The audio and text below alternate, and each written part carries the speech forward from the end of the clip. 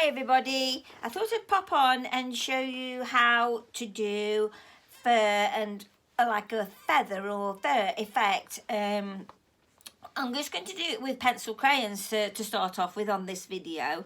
Obviously the pencils need to be excellent pencils. These are Prismacolor pencils, and I also use the Castle Arts pencils as well.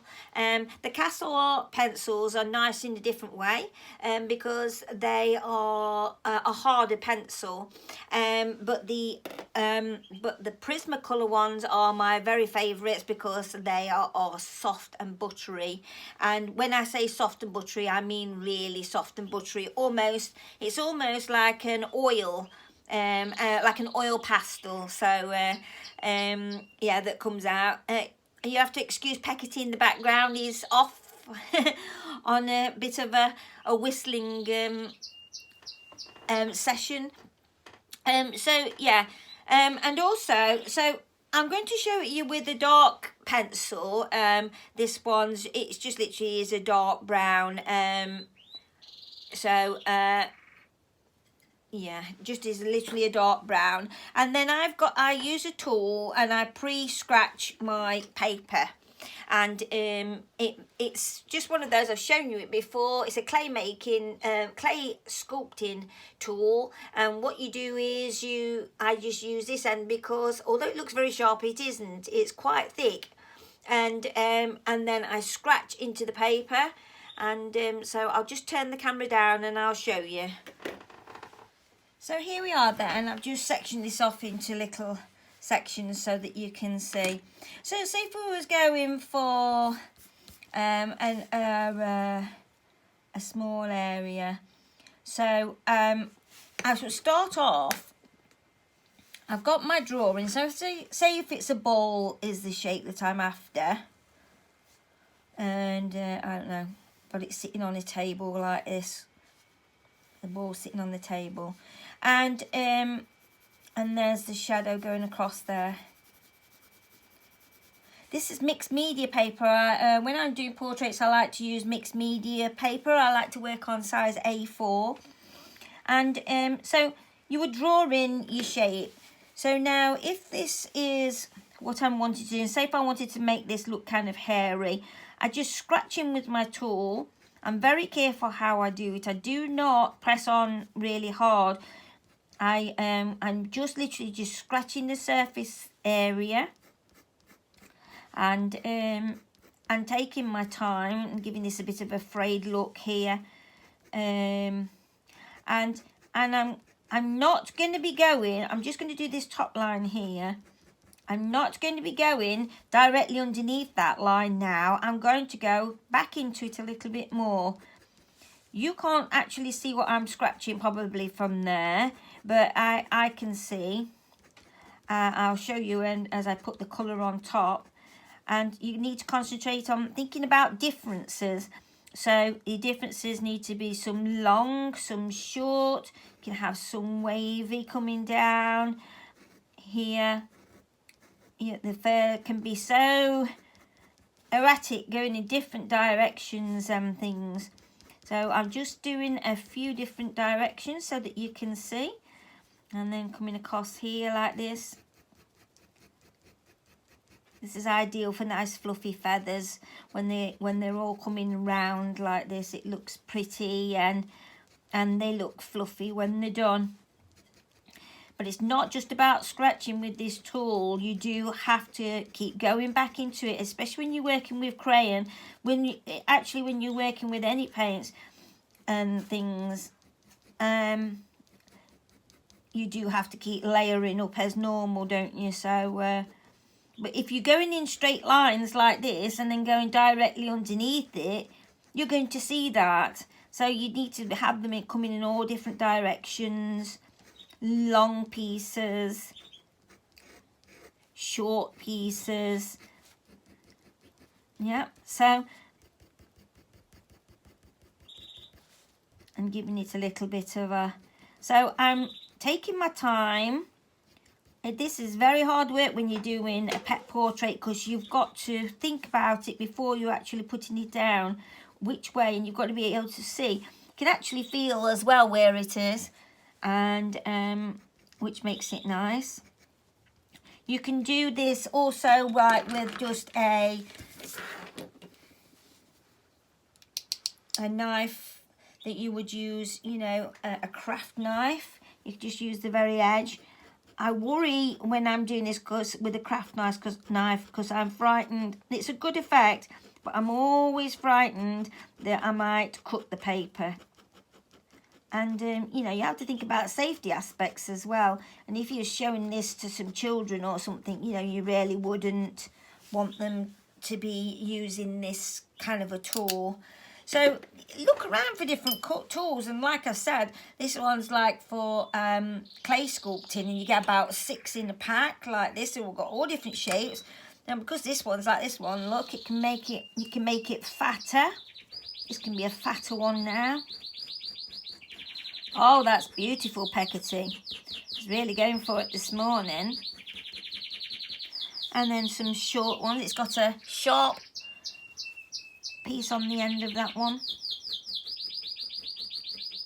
Again, you have to be careful that it doesn't cut the paper though. So now I'm going to go in gently with and I'm keeping my pencil flat. And now if you look, you can see these areas starting to appear. Do you remember the old scratch boards that we used to do? That's what gave me the idea. And now you can see the directions. I shall bring the camera in closer for you to see soon. You can see the different directions of the fur and which way I've made it go. But remember, this is only the beginning. All I'm getting, you can get the same effect if you went to a churchyard and say got up to a wall and you did the rubbings, just like what you did. And then you're going to decide which way the light's going. So I'm going to say that this ball is going to have the dark side here on this side, because I've got the shadow on this side. Don't forget, this is the same principle, not rules. This is just a principle, the principle that I use. I'm not going in straight lines when I'm crayoning. I am going in circles. And I'm giving this a little bit of extra line here and here.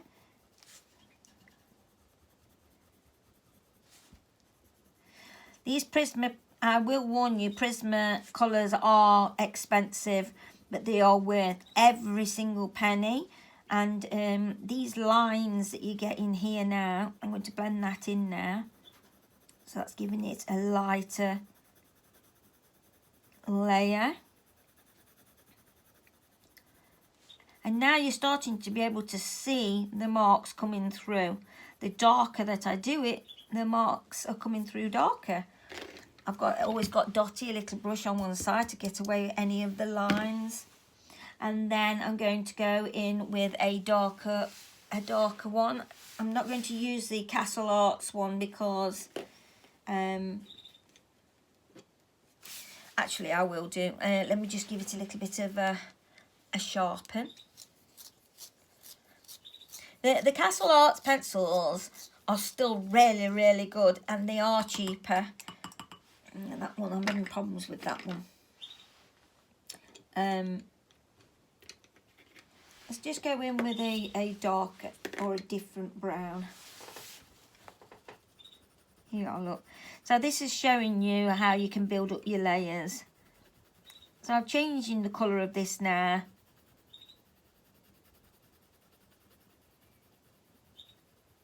If I go a bit quiet, I'm sorry, it's just because I'm concentrating. I have to concentrate. There. So now you can see in between here, these lines, now you can start to see that the little marks are coming through. Now, if you think about fur, underneath it, it's going to be darker than it is on top. And these lines now, you're going to go in between these lines to create the darker areas that are in between.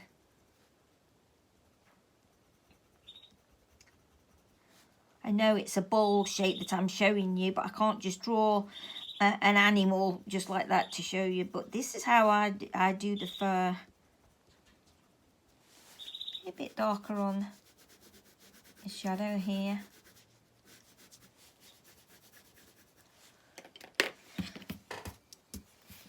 And then I'm going to go back in with a darker one.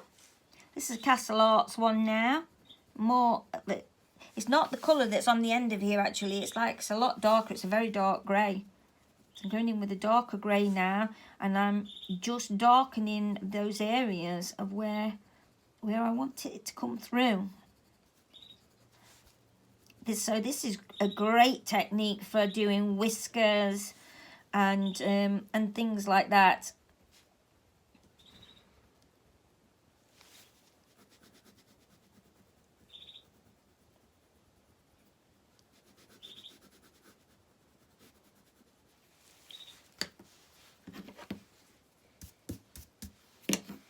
Okay, now I'm going to go even darker. This is where your pencil needs to be really, really sharp. This is not sharp. I'll show you what is sharp. Just type into, just put this on here.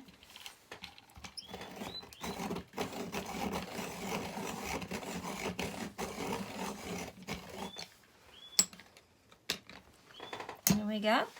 Now that is sharp, and that's how I want it. You can do this with a sharp, you know, you can sharpen it with a special knife, but you want to get in between all of those lovely, can you see how I've just got in between there now? You can't do that if your pencil is like as blunt as, say, this one. That's the difference. It's really important to get in between those little layers.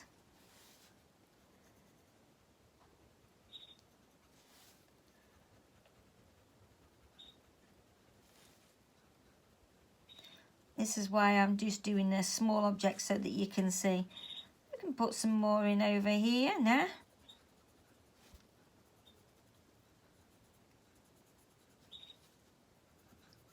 And this is how you're creating your fur. But the more scratching in that you do underneath and the different directions, the better that your fur will come out. Whereas before you was drawing, colouring rather, in a circular motion, we're not doing that now. We're picking out those spots now where I would like to see it come through.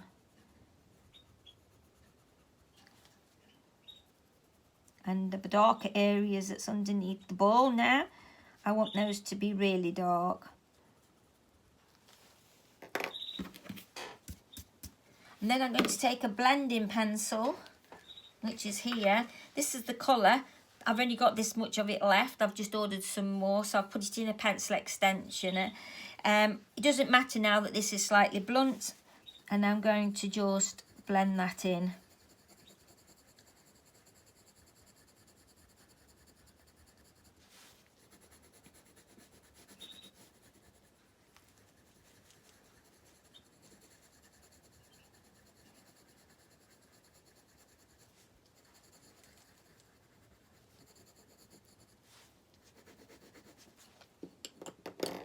And again, just fluffing it away.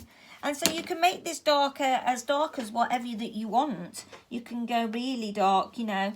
The difference now, this is a cheap black, and you can barely see it. That is the difference in the cheapness of a crayon.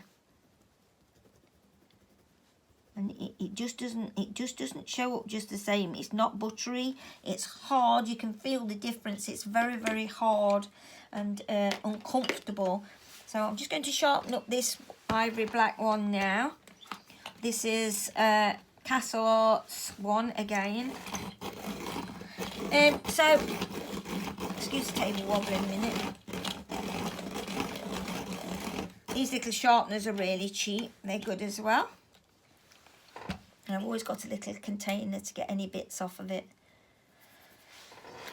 And your Castle Arts ones, they come in big sets of crayons, and so do your Prismacolors. And like I say, I've just ordered some more. So here now, look, with your ivory black, you can see the difference. I'm going back into those areas again.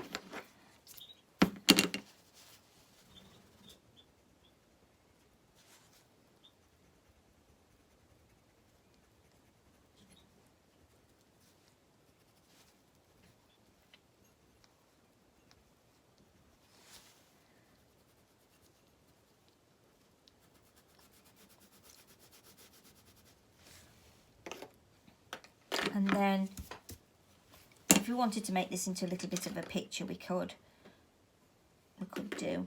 So we'll have a little bit of a table coming forward. We've got a hairy ball coming forward now on the table. Yeah.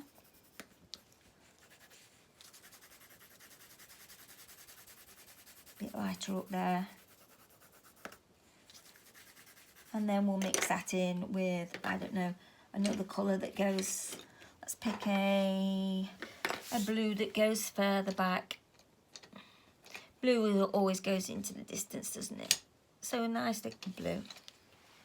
And it's a Castle Arts that I've poured out, so I'm just mixing that in. Just doing this just to show you how you can bring it into a picture.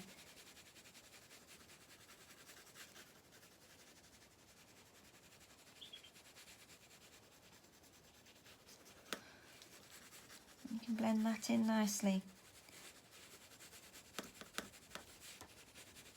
Nice and loose, remember. Always staying loose. And then you can mix them in even more with a cotton bud. If you want to blend it even more, but if you do it like this and you do the technique I'm just about to show you, if you do this technique I'm about to show you now with some isopropyl alcohol, be wary because you're going to lose some of these lines. But if you've got a large area that you need to fill in quickly, it will save on your crayons a little bit too. So I'm going to dip it in. I'm going to use a clean cotton bud.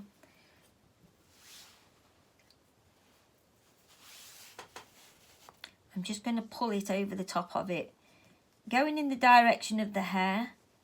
Just a little tiny bit. I've squeezed it all out and back into my little tiny jar.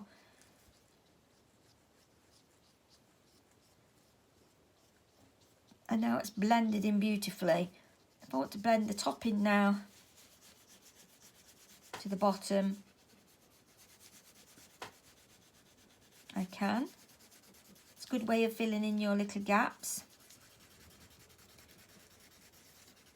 Obviously, when you're doing pencil crayon, whether it be portraiture, whether it be, you know, for pet portraits or just simple little exercises like this, you have to think that you know you really want to fill it in some large areas quickly and inexpensively. I like to actually leave a little bit of light going around the ball there as well. And there we have it. So I'm just going to get the camera and just turn that down so that you can see. So here we are, look. So here's the ball. I'm going to come up closer to the little tiny picture that I've done so you can see it. Here now, look, where's my finger? It's not easy to do it like this. So now you can see all these beautiful lines that I've done, look. The darker lines are in there underneath, all layered up. You nearly need to be layering up about 6 layers of crayon to make it work. Not like this is just that one. I've only just done that very quickly just to show you. But you can see how when I've used the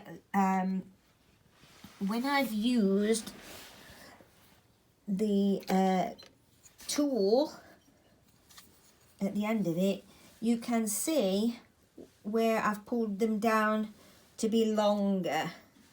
so that they're coming down like this and down like this, or flick them out, or I pulled them down here, but the nearer to the top, look, they're shorter. Into the centre, the darker areas, because it would be more dark in the centre.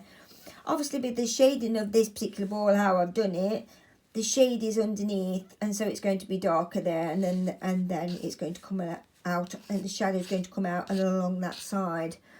But do you understand what I'm saying? It's not, if I was doing this as a real picture, I would never do what I've just done all around there. I've just done it just to show you.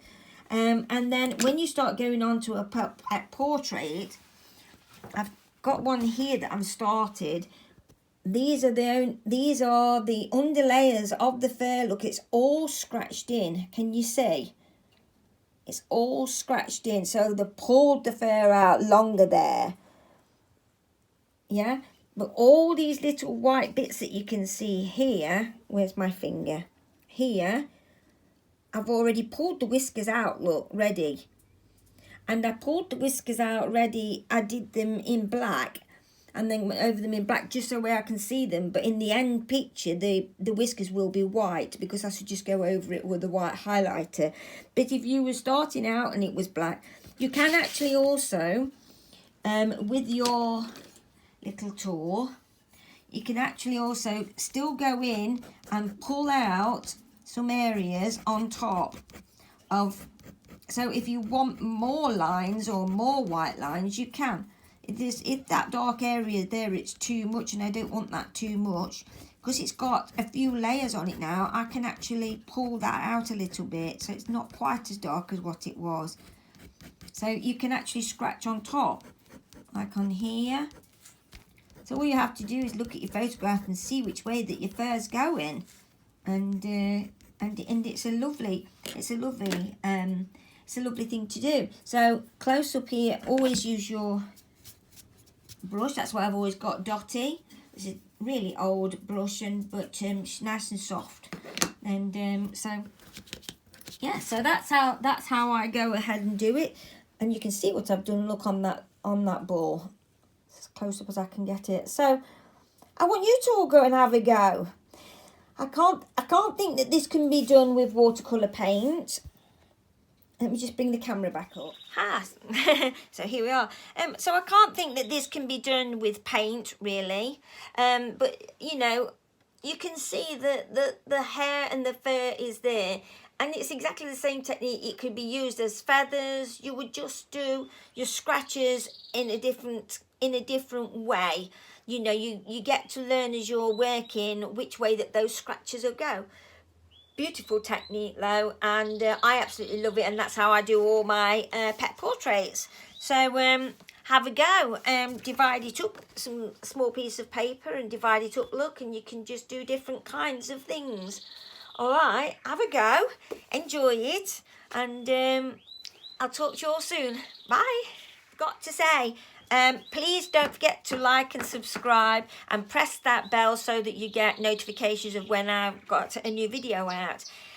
Please share as well if you find it interesting, and don't be frightened to comment. I don't get very many comments, but I get quite a few views. So yeah, so enjoy and have fun. Bye.